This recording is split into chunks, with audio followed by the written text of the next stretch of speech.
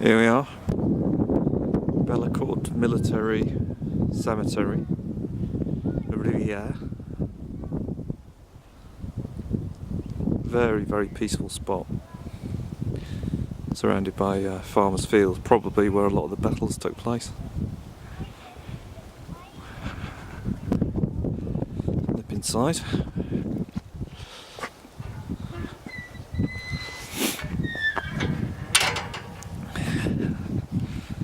It's 3 rows into the right.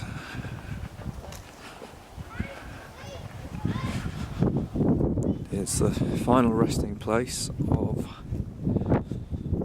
Private William Coy,